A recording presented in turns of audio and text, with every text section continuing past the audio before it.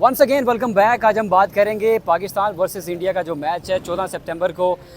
उम्मीदों के मुताबिक आज पाकिस्तान तो ओमान से नहीं जीता, बॉलिंग बहुत अच्छी की है लेकिन बैटिंग उस तरह की नहीं थी। जाहिर सी बात है स्ट्रगल किया है टीम ने, जिस तरह से अफगानिस्तान ने ओमान को मारा, जिस तरह से इंडिया ने यूएई को मारा, इस तरह से हम यही सोच रहे थे कि पाकिस्तान भी आउट क्लास करेगा। उस तरह का आउट क्लास नहीं किया बैटिंग में। बॉलिंग में कहीं ना कहीं हमने अच्छा कर लिया, 66 67 हो सकता है 68 पे हम इंडिया को कर दें। क्या लगता है आपको? नहीं, ये बात तो ना करेंगे 66 67 67 पे। ओमान एक सर एसोसिएट नेशन है। ओमान वो बंदे हैं जो क्वालिफायर खेल के कोई 8-10 साल के बाद मुश्किल से टॉप 8 में जगह बनाते हैं अपनी। और इंडिया वो साइड है जो वर्ल्ड की नंबर 1 साइड अभी चल रही है। चलें आज की बैटिंग से स्टार्ट करते हैं। देखिए साइम यूब को हमने बहुत ओवर हाइप किया, पहली बॉल गोल्डन डक। उसके बाद हम आते हैं हमारे player Farhan Ali Agha, 29 ball 29 run. यार ये वही दुबई का विकेट है जहां 27 बॉल पे इंडिया ने 60 रन किए हैं। ठीक है, उसके नीचे हम आ जाते हैं, नो डाउट हारिस अच्छा खेला, जो अच्छा खेला उसको अप्रिशिएट करेंगे, हारिस गुजर गया। उसके नीचे हमारे कैप्टन आते हैं, 1 बॉल 0 स्कोर। अब जरा चलें जिस टीम के साथ मैच है इंडिया, साइम उनका उनका अभिषेक शर्मा, उसका भी पहला ही मैच था, वो भी इंटरनेशनल लेवल पे कोई इवेंट नहीं खेला था।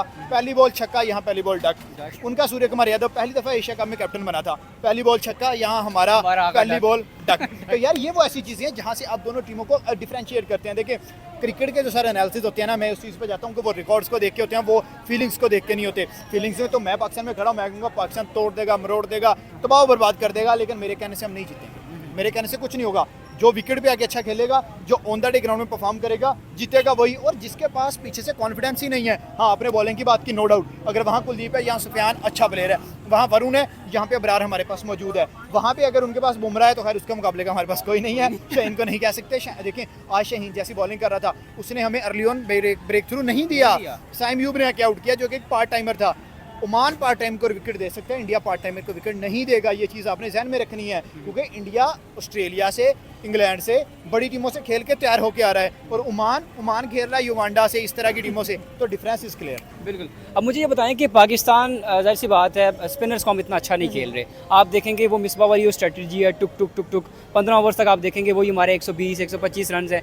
आखिरी 5 ओवर्स में हमने मारदार शुरू कर देनी होती है, लग गया तो ठीक, ना लगा तो भी ठीक, वो 140 बना लो बस, ठीक है, बॉलिंग अच्छी कर लो, पुरानी सोच। आज हमने बाबर को बाहर किया, सब्जा फिरान ने उसका वही काम पकड़ लिया, टुक टुक टुक टुक 29 पे 29। क्या इंडिया के साथ इस तरह से आप कंपटीशन तो नहीं कर सकते? यार देखें जितने आज आपने रन किया 160, ये उनके 2 प्लेयर्स की गेम है टोटल।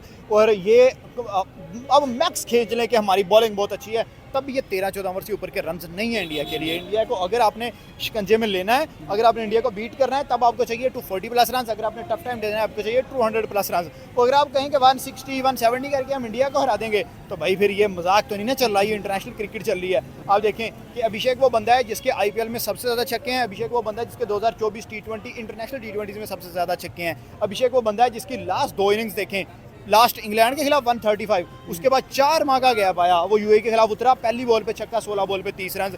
वो तो वहाँ पे कोई 150 रन नहीं थे यूएई के, वरना हो सकता है अभिषेक सेंचुरी लगा जाता। किसको इस बात का पता था? उस बंदे के 17वीं इनिंग थी कल उसकी, 17 इनिंग में उसका स्ट्राइक रेट 193 का है। रन मैंने देखे थे शायद 552 या 452 रन थे।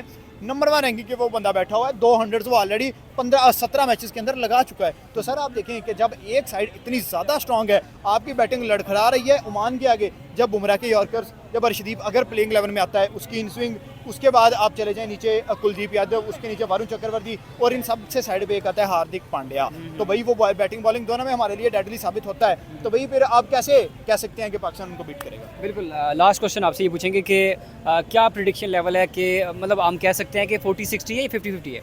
नहीं, 30-70 है। अगर पाकिस्तान टॉस जीत जाता है, बैटिंग पहले करता है, कितने रन बनेंगे? हाँ, ये थोड़ी सी सिचुएशन चेंज हुई। अगर पाकिस्तान बॉलिंग पहले कर लेता है तो तब हमारे चांस 40 हो जाएंगे, लेकिन अगर हम बैटिंग पहले करते हैं तो हमारे चांस जो है वो 20 पे चले जाएंगे, फिर 30 भी नहीं रहेंगे। क्योंकि दुबई में यूजुअली जो बड़ी साइड्स के मैच होते हैं, मैं वो बात कर रहा हूँ, उसमें चेस की टीम जीतती है। देखें इंडिया बड़ी साइड थी, चेस का मैच जीती, माना छोटी साइड थी, चेस नहीं कर सकी। 2021 वर्ल्ड कप पूरा अगर आप देखें, पाकिस्तान 6-7 मैच कंसेक्टिव जीता था ग्रुप वाले, सब में हमारी चेज आई थी। तो दुबई में चेस वाली टीम जीतती है। अगर इंडिया का चेस आ गया, इंडिया 90% विनर है, पाकिस्तान का चेस आ गया, पाकिस्तान 40% विनर है। आपने कहा पाकिस्तान कितना टोटल करेगा, बैटिंग पहले आ जाएगी। यार देखें आपका टॉप ऑर्डर नहीं चल रहा, आपका आज कॉम्बिनेशन कुछ अच्छा था कि आप हारिस को ऊपर ले आए। जस्ट इमेजिन आज हारिस नंबर 6 पे होता, फखर ऊपर से फ्लॉप था, हारिस नीचे से फ्लॉप था, आप सो भी ना करते।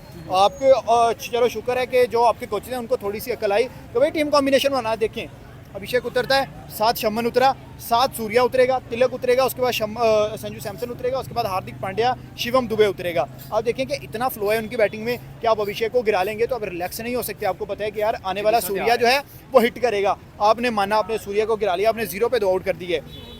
उससे नीचे जो बैट्समैन आएगा संजू सैमसन, उसके इंटरनेशनल क्रिकेट में 200 है, अभी साउथ अफ्रीका के खिलाफ वो मार के आया हुआ है। आपने संजू भी आउट कर लिया, आपने कहा हमने संजू भी गिरा दिया। उसके नीचे हार्दिक पांड्या ने आना है, उसके नीचे तिलक वर्मा ने आना है। तो यार ये उनकी बैटिंग में जो डेप्थ है ना वो बहुत ज़्यादा है। और दूसरी बात ये है कि उनका जो प्लेयर है वो लंबी इनिंग के लिए जाता है, हमारा प्लेयर लंबी इनिंग की तरफ नहीं जाता। आपने देखा होगा कि हमारी इंटरनेशनल T20 में सेंचुरियाँ हैं कितनी, वो आप उनकी सेंचुरियाँ चेक कर लें। उनका बंदा जो आप अफ्रीका टूर पर, इंडिया का अफ्रीका टूर थोड़ी सी बात लंबी हो रही है, इंटरव्यू लंबा हो रहा है, बट ये है कि स्टैट्स जो है वो बात करने पर मज़ा आता है। वहाँ पे 2 कंसेक्टिव 100 तिलक ने लगाए थे, 1 100, उसके बाद डक, उसके बाद नेक्स्ट में 100 संजू सैमसन ने लगाया था। इंडिया ने 283 रन अवे कंडीशंस में जाके किए थे, तो बांग्लादेश को घर बुलाया था, 297 रन किए थे। तो यार ये वो कुछ ऐसे स्टैट्स हैं जिसको आप एक बड़ी टीम के अगेंस्ट उतरते हो ना। अब इंडिया जब उतरता है वो पेपर वर्क करके उतरता है, पाकिस्तान जब उतरता है वो कहता है कि कुदरत का निज़ाम। तो यार कुदरत का निज़ाम देखिए, फॉर्चून फेवर्स अ ब्रेव, जो दिलेर क्रिकेट खेलेगा जीतेगा वही। बिल्कुल। आखिरी सवाल यह है कि अगर पाकिस्तान जीत जाता है तो पाकिस्तान की तरफ से कौन सा ऐसा प्लेयर है जो कि मैच विनर हो सकता है, और अगर इंडिया की टीम से जीतता है तो वहाँ से कौन सा आपको लगता है कि मैच विनर होगा? पाकिस्तान की तरफ से सुफियान मुकीम एंड मोहम्मद नवाज, 2 नाम है। बैटिंग में मैं नाम दूंगा ही नहीं, बैटिंग में मुझे लग ही नहीं रहा कि ये चल सकेंगे। दुबई के विकेट्स हैं, बहुत मुझे फ़खर एक होता है 1 मैन आर्मी कभी कभी चले, लेकिन वो ओडी फॉर्मेट का अच्छा प्लेयर है, चल गया तो शायद।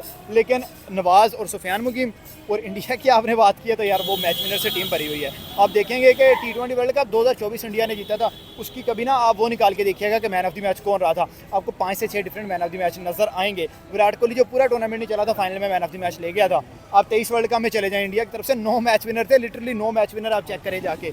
तो यही वो चीज़ें हैं जो टीम, आपकी जो टीम है ना उसको एक यूनिट बना के पेश करती हैं, और फिर यूनिट के तौर पे जब आप खेलते हो आप कभी नहीं हारते। बिल्कुल। हमारे साथ एक पाकिस्तान क्रिकेट के फ़ैन मौजूद हैं, आज इनसे पूछेंगे। पाकिस्तान ने आज उस तरह से अच्छा नहीं खेला जो कि हम एक्सपेक्ट कर रहे थे। बरकैफ 14 सितंबर का बड़ा मैच है, प्रेशर गेम है, हो सकता है कि पाकिस्तान 14 सितंबर को अच्छा खेले, लेकिन इंडियन टीम ऑन पेपर बहुत तगड़ी है, पाकिस्तान की टीम उस तरह से तगड़ी नहीं है। बरकैफ पूछते हैं फ़ैन से कि ये क्या समझते हैं कि पाकिस्तान टीम ऑन पेपर कैसी है? Is there any comparison with someone, या वैसे कैसी है पाकिस्तान की टीम पाकिस्तान इंडिया के अगेंस्ट 14 सितंबर को ऑन पेपर कैसी है? डायरेक्टली इंडिया के अगेंस्ट पूछते हैं तो इसमें मैं आपको 2 एनालिसिस दूंगा इसके। ठीक है, अगर तो आप कहते हैं कि Pakistani team as a collective combination, ठीक है, इट्स वेरी गुड। आप देखें ट्राई सीरीज़ जीती हमने, ठीक है, उसके बाद आप देखें एशिया कप का पहला ही मैच जिसके अंदर ओमान जैसी टीम जिसका पाकिस्तान के अगेंस्ट थोड़ा बहुत एक्सपीरियंस भी है, पहले खेली हुई भी है, तो उनके अगेंस्ट हमने उनको 67 के ऊपर ऑल आउट करना, तो पाकिस्तान की एक हैंडसम इनिंग ये हमें देखने को मिली और ये एक अच्छी जीत थी। ठीक है, जिस तरह से इंडिया ने UAE के खिलाफ खेला था 57, इंडिया तो डोमिनेट कर गया ना बिल्कुल। उसकी रीज़न बैटिंग के मार्जिन पे मैं दूंगा कि 4 ओवर के अंदर इंडिया चेज़ कर गया 57 का टारगेट। अगर पाकिस्तान इस तरह से परफॉर्म करता, मतलब पहले अगर ओमान को बैटिंग का मौका मिलता तो हो सकता है ओमान जो है वो बेहतर परफॉर्मेंस देता और 100+ चला जाता। क्यों? उनके ऊपर प्रेशर नहीं होना था, पैदर पे उनकी विकेटें नहीं गिरनी थी। ठीक है, लेकिन मुझे अब आप आ जाएं कि इंडिविजुअल परफॉर्मेंसेस के ऊपर, ठीक, हाँ, बल्कि पहले इसको समराइज़ करते हैं कि मतलब अगर आप इस कलेक्टिव कॉम्बिनेशन पे कहते हैं तो आप 45 पाकिस्तान को देंगे और 55 जो है वो इंडिया को देंगे, इससे ज़्यादा का मार्जिन आप नहीं दे सकते। ये एक टफ कंपटीशन जो है वो देखने को मिलेगा हमें। ठीक है, अब दूसरी तरफ से अब अगर आ जाएं जिस तरह से अब अभिषेक शर्मा और सामी अयूब कर लें तो ये एक डेड फ्लॉप कंपैरिजन है। ठीक है, उसकी रीज़न ये है कि अभिषेक शर्मा 3 महीने के बाद आता है और एशिया कप की पहली बॉल के ऊपर छक्का लगाता है। ठीक है, आप देखें 3 महीने के बाद भी आते हुए उसकी परफॉर्मेंस जिस तरह उसने इंग्लैंड में छोड़ी थी उसी से कंटिन्यू किया, उसने आकर 135 लगाया था उसने इंग्लैंड में। ठीक है, आपने देखा होगा। अब आ जाएँ सामी अयूब के ऊपर, एशिया कप की पहली बॉल गोल्डन डक। ठीक है, बॉलिंग के ऊपर हम बात नहीं करेंगे क्योंकि कंपैरिजन अभिषेक शर्मा के साथ है और वो he is not a bowler. ठीक है, उसके बाद आप इस शुभमन गिल वर्सेस वो कर लें, फ़खर जमान कर लें। शुभमन गिल अगर 20-21 बॉल्स खेलता UAE के खिलाफ तो वो 50+ जाता। आपका जो है वो 20 बॉल खेल कर गया, उसने 26 रन बनाए हैं। ठीक है, तो ये कंपैरिजन नहीं बनता कहीं ना कहीं। ठीक है, Hardik Pandya one of the best allrounder, आप उसके मुकाबले में खड़ा करते हो फ़हीम अशरफ को, कहीं पे कुछ भी नहीं है। ठीक है, उसके बाद आप जसप्रीत बुमराह की बात करते हो वर्सेस शहनशाह अफरीदी, मुझे वो भी कुछ समझ नहीं आता है। ठीक है, तो अगर आप इंडिविजुअल परफॉर्मेंस के ऊपर जाओगे हर प्लेयर की तो फिर पाकिस्तान कहीं पे भी स्टैंड नहीं कर रहा इंडिया के मुकाबले में। ठीक है, लेकिन T20 फॉर्मेट है, इसके अंदर अगर आप 30-30, 40-40 भी लगाते हो और आप 160-170 तक पहुँचते हो तो एक हैंडसम टोटल आप देने में कामयाब होते हो और हो सकता है कि पाकिस्तान वो देने में कामयाब हो भी जाए। इस टाइम आप ये देख लो कि हर जगह यही कंपैरिजन हो रहा है कि शर्मा भी नहीं है, कोहली भी नहीं है, बाबर भी नहीं है, रिजवान नहीं है। चलो इंडियन टीम में शर्मा और कोहली तो रिटायर हो गए हैं, तो भाई इन दोनों को तो हमने धक्का मार के निकाला है, लेकिन क्या फ़ायदा हुआ फिर सब फिरहान ने वही काम टुक टुक टुक टुक 29 पे 29, क्या कहेंगे? देखिए मैं आपको क्लियर कट बताता हूँ कि पाकिस्तान जो है वो बाबर और रिजवान की कमी आज महसूस करे ना करे, कल ज़रूर करेगा, ठीक है। अगर इनमें से कोई एंकर प्लेयर नहीं निकलता, सलमान अली आगा एंकर प्लेयर बन सकता है, ठीक है, लेकिन अब हम उसको देखना ही नहीं चाहते वन डाउन। मैं खुद नहीं देखना चाहता, ठीक है। उसकी रीज़न है कि यार सलमान अली आगा को वो रोल दें कि भाई अगर तो आपकी ज़रूरत पड़ गई है हमें, जैसे आज पड़ गई थी, ठीक है, तो आप आ जाओ, आप इनिंग को संभालो, आप पहली बॉल पे छक्के पे ना जाओगे, आप बाउंड्री के ऊपर कैच हो जाओ, ठीक है। आप दूसरी बात के ऊपर आओ कि भाई एंकर रोल करो, आपके इर्द गिर्द सबको खेलना शुरू कर देना चाहिए। देखें सामी अब गोल्डन डक पे आउट हुआ, उसके बाद हारिस आ गया, बहुत अच्छी बात है, ठीक है। हारिस जितना अच्छा खेल गया था, सलमान अली आगा को नहीं आना चाहिए था, ठीक है। मैं क्लियर कट बता रहा हूँ आज के दिन में, ठीक है। हसन नवाज आता, फ़हीम अशरफ आता, उसके बाद सलमान अली आगा आता, क्योंकि सलमान अली आगा का स्ट्राइक रेट 119 का है, ठीक है। आपका कंपैरिजन किया जाता है 130 वाले से, मैं बाबर आजम की बात कर रहा हूँ, ठीक है।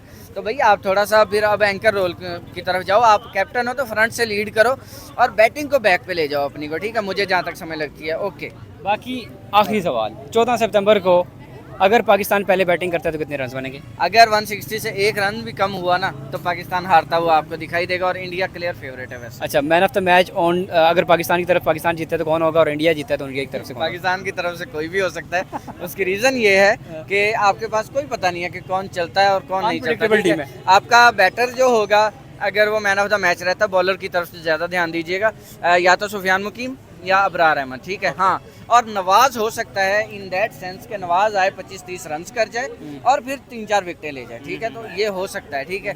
इंडिया की तरफ से भी आप जो उठाओगे वो मैन ऑफ द मैच बन सकता है, ठीक है, लेकिन अगर बैटिंग की तरफ से उनका चांस ज़्यादा है, क्योंकि अभिषेक शर्मा और शुभमन गिल जो है वो ओपन करते हुए दिखाई देंगे, और इनमें से ही कोई ना कोई आपको 70-80 की इनिंग खेलता हुआ दिखाई देगा, तो मेरे ख्याल में उनका चांस ज़्यादा है। अगर बॉलिंग के अंदर आएंगे तो फिर जसप्रीत बुमराह या अर्शदीप सिंह, ठीक है, मैं इन दो की तरफ जाऊंगा, मेरा नहीं ख्याल के कोई। Thank you so very much, hope for the best के पाकिस्तान ऑन द डे अच्छा खेले और परफॉर्म करे और अपना ये मैच जीते। Thank you.